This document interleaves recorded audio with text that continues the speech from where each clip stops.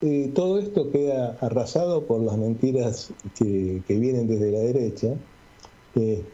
Y en relación con el libro que mencionábamos recién, ¿Por qué fracasó la revolución de los aviones?, vamos a hablar con uno de los autores del libro, es Roberto Reynoso, que es trabajador aeronáutico, y escribió este libro junto con Fabio Basteiro, que también es trabajador aeronáutico. Así que lo estamos saludando. Buenas noches, Roberto, Liliana Martínez y Gustavo Pacman, te saludamos acá en Desmalezando. Sí, buenas noches a todo el equipo. Buenas noches, Roberto. Bueno, hicimos mención al libro del que sos autor, Roberto, hicimos mención solamente al título. ¿Por qué no nos vas ayudando a meternos ya en el contenido del libro, que me parece muy interesante? Sí, bueno, nosotros comenzamos a hacer el libro partiendo, digamos, de una idea central, que fue que cuando terminó el proceso de revolución de los aviones que había implementado el gobierno de Macri, nos encontrábamos con que quedaron 6 líneas aéreas cerradas y 2.600 trabajadores en la calle. 2.600 trabajadores sin sus puestos de trabajo.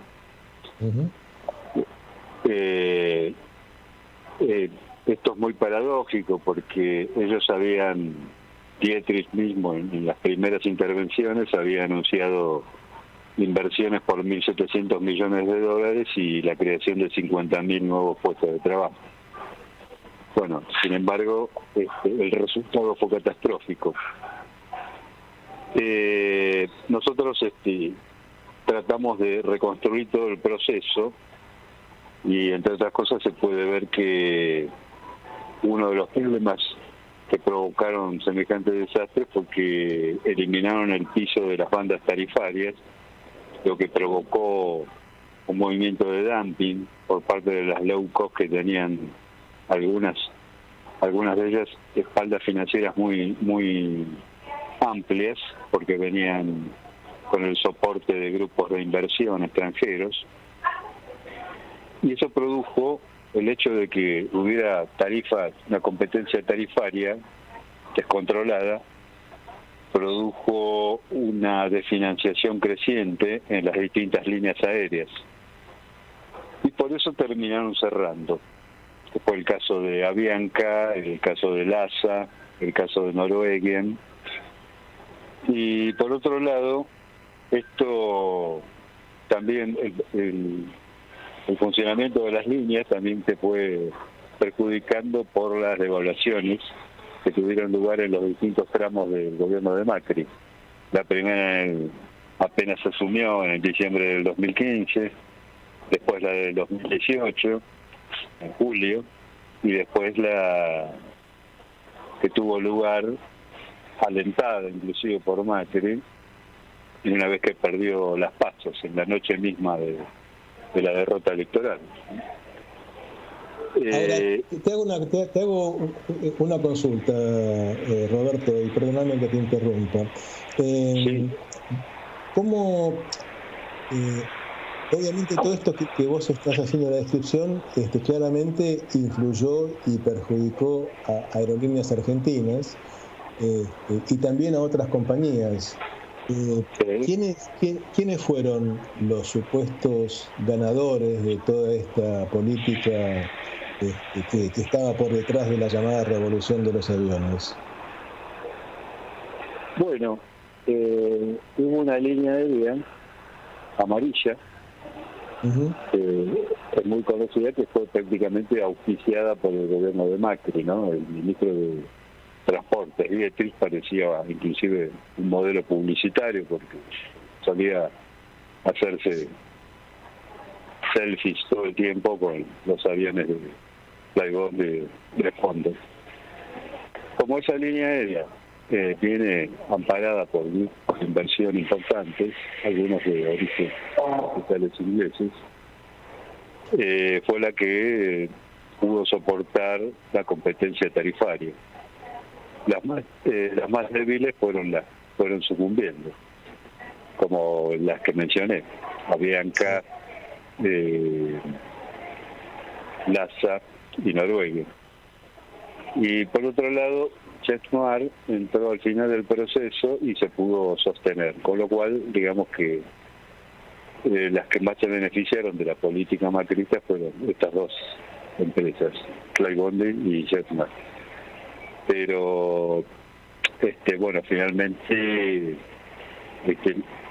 la política trataron de revertirse con el nuevo gobierno, parcialmente, muy parcialmente, y el mercado aerocomercial fue obteniendo una recuperación bastante importante este año y el año pasado, en el sentido que se recuperaron una buena cantidad de pasajeros, volvió a crecer el número de pasajeros transportados. Claro, en relación con esto, ¿no? Te quería consultar, porque justamente, ¿no? Vos decís, bueno, que a partir del nuevo gobierno, a partir del 2019 se recupera algo la cantidad de pasajeros. Lo que está implícito es el impacto que todas estas medidas del gobierno de Macri en el 15 y 19, el impacto que tuvieron en el transporte aerocomercial y en la conectividad entre los distintos puntos del país, ¿verdad? Sí, fue una situación muy extraña, ¿no? En el sentido de que había una fuerte actividad marketinera, publicitaria, digamos, por parte del gobierno, destinada a convencer de que ahora todo el mundo viajaba. Pero en realidad ya en 2019 comienza a descender notoriamente la cantidad de pasajeros transportados. Eso digamos, no lo digo yo, lo decían los diarios de ese año. ¿Esto por qué? Porque, bueno, la posibilidad de crecimiento del mercado de pasajeros tiene que ver está muy ligado a la política económica a nivel nacional. Y en ese sentido, ¿qué podemos ver? Durante el gobierno macrista podemos ver que la devaluación afectó mucho a las líneas aéreas, en el sentido de que es una actividad que tiene sus ingresos en pesos, en el sentido de que los pasajeros pagan sus pasajes con moneda nacional, pero tiene muchos gastos en dólares, como por ejemplo el combustible, con lo cual esto da lugar a una desfinanciación creciente para las líneas aéreas. Y por otro lado, el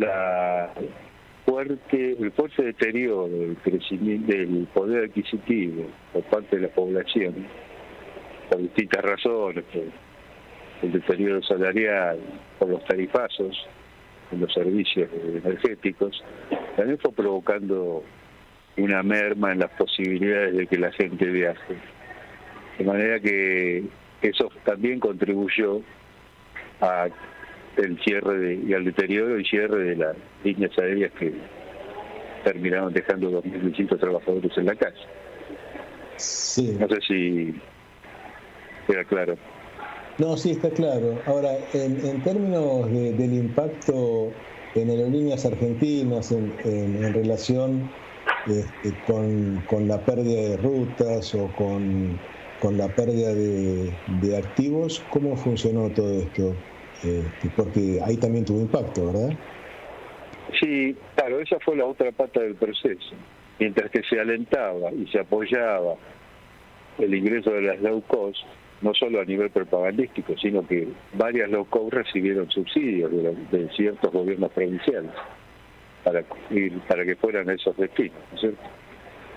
Mientras se alentaba y se daba este proceso de apoyo a las low cost, por el lado de Aerolíneas Argentinas se daba el proceso contrario, se disminuía todos los años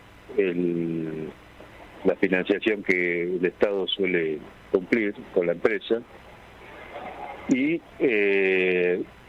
no solamente eso, sino que empezaron a vender ciertos activos físicos, inmobiliarios de la empresa, empezaron a vender las oficinas que Aerolíneas tenía en Bullar, en el edificio de la Torre Bullar, el que está al lado del diario La Nación, Sí, o donde estaba antiguamente el diario La Nación, y empezaron a levantar rutas, destinos importantes como Barcelona, y que inclusive a la semana de que levantan la escala, o al mes, comienza a operar una línea aérea low cost española, Level, para hacer el tramo Buenos Aires-Barcelona.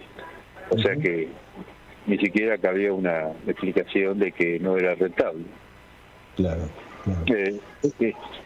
Ese tipo de maniobras fueron muy frecuentes. En el marco también de la ofensiva del gobierno contra aerolíneas y contra los trabajadores de aerolíneas, también se planteaban una cantidad de acusaciones absurdas, ¿no? Acerca de, por ejemplo, como que los trabajadores de aerolíneas tenían un convenio especial que les permitía ciertas prebendas, etcétera. Lo cual, digamos, da una idea también de lo duro que debe haber sido para los trabajadores de aerolíneas transitar todo ese proceso, ¿verdad? Claro, efectivamente, porque Aerolíneas en ese sentido no era solo una molestia. Digamos que nosotros vemos que el objetivo final, de fondo, de todo este proceso era entregarle el mercado de pasajeros y la actividad de transporte aéreo comercial a las low cost.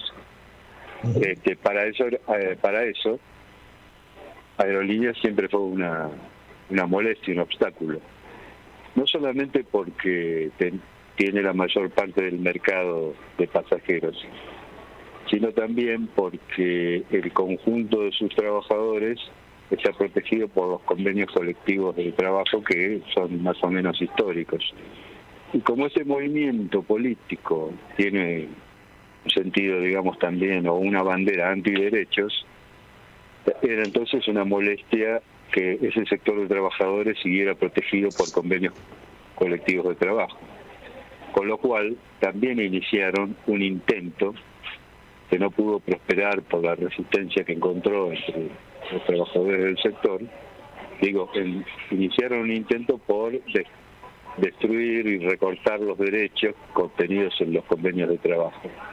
Es cierto lo que vos comentás, llegaron inclusive a impulsar la calumnia y la mentira relacionada con el trabajador, porque desde el nivel presidencial, ¿no? Inclusive el propio Macri acusó a los trabajadores de tener convenios que les permitían tomarse el día libre cuando era su cumpleaños, cosas que son mentiras, digamos.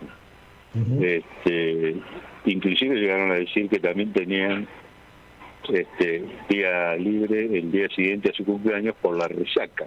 Así, textual. Sí, lo dijo Macri eso en una entrevista, digamos, dándolo como que efectivamente ese era el nivel, digamos, de derechos, y esto, digamos, en la línea de lo que le provocaba al Estado, ¿no? En términos siempre de déficit. Digo, evidentemente ese es el costado de disciplinamiento por la vía de los logros y los derechos laborales, ¿no? Me parece que esto que vos decías tal cual, por un lado lo que significa Aerolíneas en términos de las rutas, del pasaje, del porcentaje que tiene en ese sentido, pero además de todo este otro costado de los derechos y de la sindicalización, ¿no?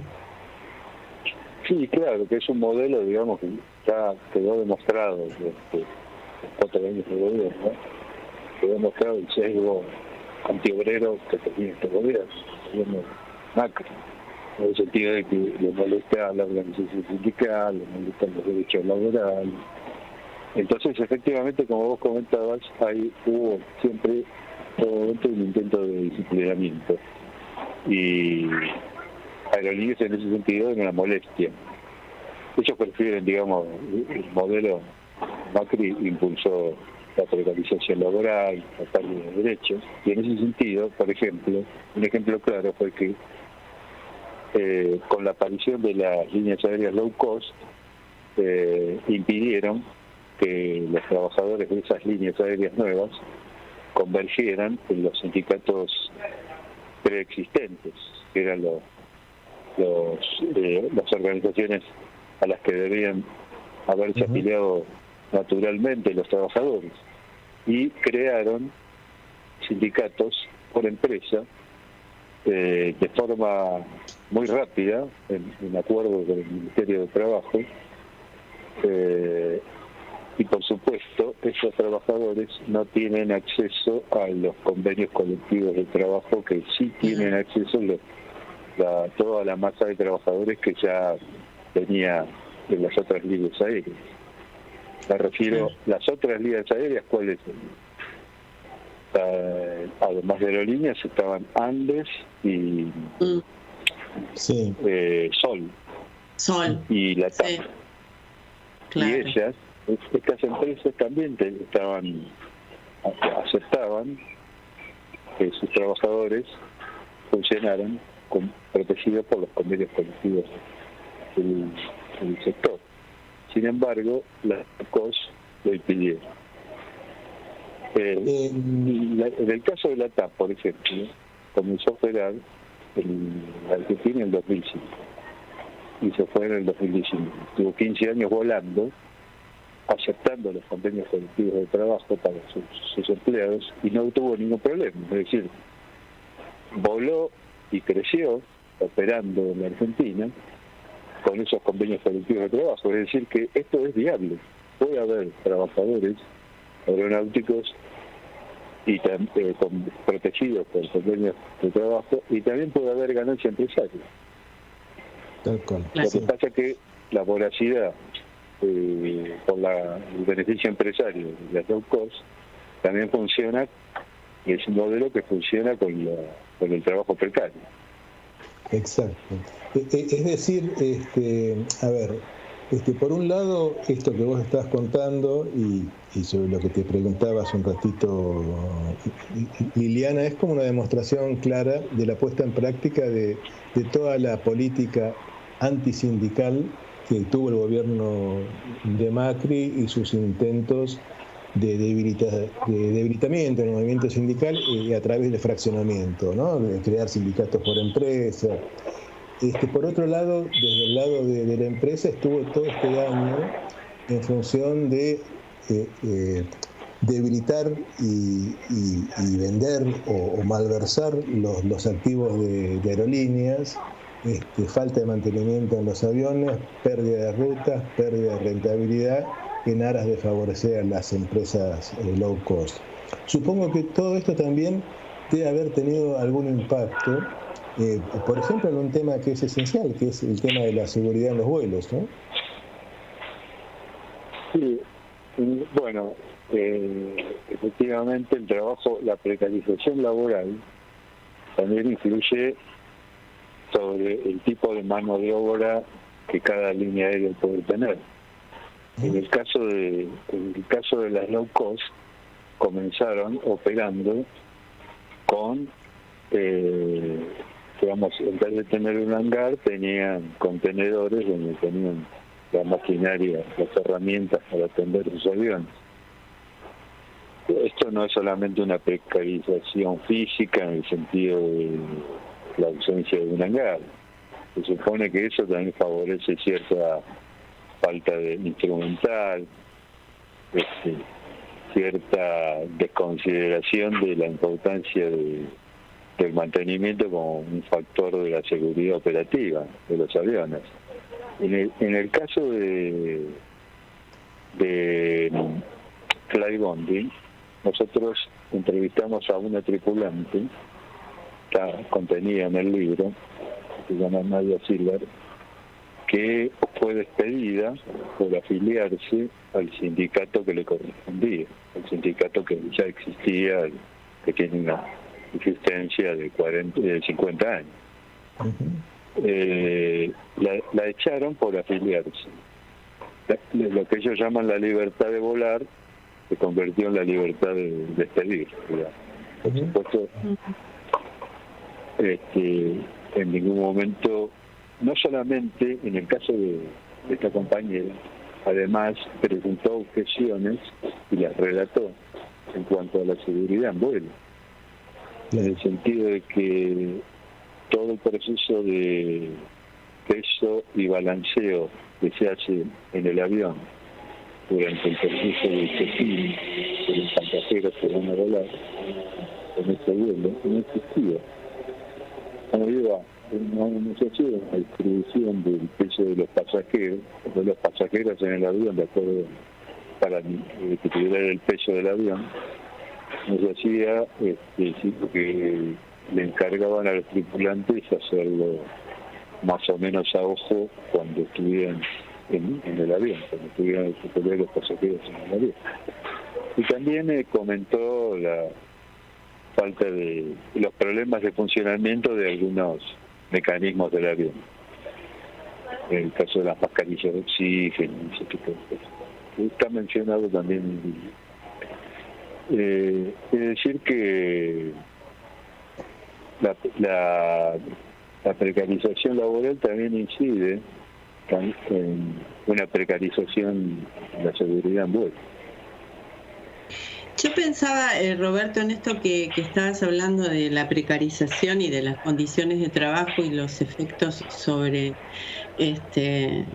cómo se vuela y las condiciones de seguridad, pero también en otro aspecto de todo esto, los efectos sobre las personas en términos de sus subjetividades, ¿no? De su salud mental y de las condiciones en que se encuentran desde el punto de vista emocional, dado ese contexto, para realizar un trabajo que tiene la complejidad, la delicadeza, lo delicado, ¿no? Lo complejo y la responsabilidad que implica. Digo, no sé cómo, si se ha traducido, digamos, en problemáticas personales del personal en relación a estos contextos. En el caso del personal de la low cost, sí, pensaba en el low cost, pero pensaba también en el personal de aerolíneas argentinas vinculado con toda esto que de precarizarlos, de las condiciones, de ir como produciendo este desguazamiento, recortando, reduciendo. Sí, en la subjetividad fueron años duros, en el caso de los trabajadores de líneas, en el sentido que fueron convertidos en objeto de ofensa permanente. Todavía hoy hay todo un coro de voceros anti-aerolíneos que se nutre de personajes de la farándula, operadores de prensa, medios hegemónicos, que suelen presentar a los trabajadores como parásitos o nido de ratas, inclusive, como lo suele decir Esther, que dice que aerolíneas es un nido de ratas y de ñoquis. En el caso de un periodista o de un operador, digamos, como ese Echevarries, un señor que suele insultar mucho con el micrófono, suele usar el insulto como principal argumento periodístico. Llegó a ofender a las tripulantes, a tratarla de prostitutas directamente, a las mujeres tripulantes. Entonces, efectivamente, muy interesante lo que vos señalás en cuanto al efecto sobre la subjetividad, porque hubo que apuntalar a muchos compañeros que inclusive terminaban retrocediendo, ¿no? A pesar de que sabían de que eso no era cierto. Había muchos compañeros que se sentían muy mal y hasta a veces evitaban decir que trabajaban en la aerolínea simplemente por esa campaña agresiva tan fuerte que hubo por parte de... Ya, volviendo a lo de hoy, hasta el propio presidente de la Nación nos trató de borrachos cuando habló de que faltábamos el día siguiente del cumpleaños por resaca. Sí, claro, claro. Eso es muy fuerte, ¿no? Que un presidente se ocupe de ofender así a gente que vive de su trabajo es muy fuerte. Sí, bueno, sin duda. Sí, muy duro. Todo esto que estamos hablando, todo el maltrato, el desprecio hacia los trabajadores y las agresiones permanentes y las descalificaciones, y toda la política de digamos, saboteo y desguace puesto en la aerolínea de bandera y el favorecimiento a una costa de la seguridad de las empresas privadas. Agrego algo a esto que decís, que creo que no es un detalle menor cuando decís aerolínea de bandera. Creo que lo que está en juego son cuestiones también de un modelo de soberanía, ¿no? Sin duda, así que aerolíneas representa algo de esto. Sí, tal cual. Bueno, digamos, tenemos que ir ya cerrando esta entrevista. Yo no sé si vos querés redondear con algo más, Roberto. Bueno, les quería comentar que el sábado a las 18:30 presentamos el libro, en la Feria del Libro, en el stand de Radar de los Trabajadores, que es un stand que nuclea a distintos sindicatos. Ese día va a estar destinado a la actividad de sindicatos aeronáuticos y ahí vamos a aprovechar para presentar un libro que se llama ¿Por qué fracasó la revolución de los aviones? Y que hace un repaso por la destrucción de la actividad, de la pérdida de puestos de trabajo que significó el ataque contra aerolíneas y el ataque contra Intercargo. Quería agregar que es la empresa que atiende a las aeronaves en tierra y que ahí ni siquiera tenían el argumento de que el Estado tenía que poner dinero porque tenía superávit todos los años.